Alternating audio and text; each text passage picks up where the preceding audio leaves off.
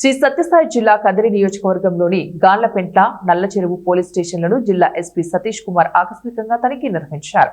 Police స్టేషన్లోని lockup గది, reception counter పరిసరాలను సందర్శించి పోలీస్ స్టేషన్ నిర్వహణ మరియు లాంగ్ పెండింగ్ ఎన్డీపీఎస్ కేసులు రికార్డుల నిర్వహణపై పరిశీలించిన ఎస్పీ కర్ణాటక బార్డర్ ఉన్న కదిరి, మడకశిర ప్రాంతాలలో గంజాయి సరఫరా అవుతున్నట్లు గుర్తించారు.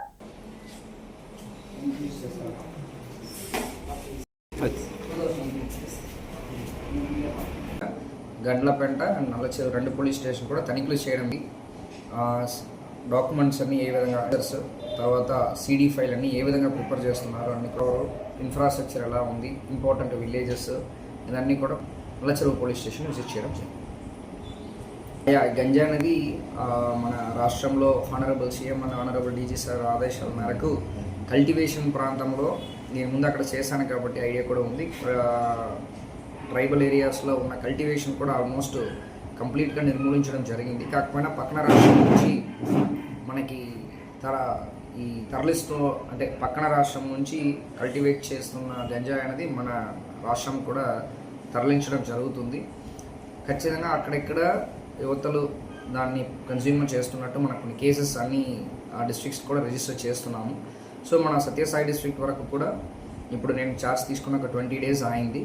సో కొంచెం కదిరిలో గంజా ఉన్నట్టు కూడా వింటున్నాను. సో గదిరి కానీ, హిందూపూర్ కానీ, కొంచెం మడకశిర వైపు కానీ కొన్ని మనకి బార్డర్ డిస్ట్రిక్ట్స్ కూడా రావడానికి వెళ్ళడానికి ఈజీగా ఉండడం, కర్ణాటక డిస్ట్రిక్ట్ బార్డర్ ఉండడం అనేది కూడా ఒక ఛాలెంజ్. సో కాకపోతే ఇక్కడ ఎన్డీపీఎస్ అంటే మన గంజా అనేది ఎవరు తరలిస్తున్నారు, ఎవరు కన్జ్యూమ్ చేస్తున్నారు, ఎవరి ద్వారా లోపలికి వస్తుంది, ఇదన్నీ కూడా కొంచెం మనం దర్యాప్తులు చేసి ఇన్డెప్త్గా వెళ్ళాల్సిన పరిస్థితి ఉంది.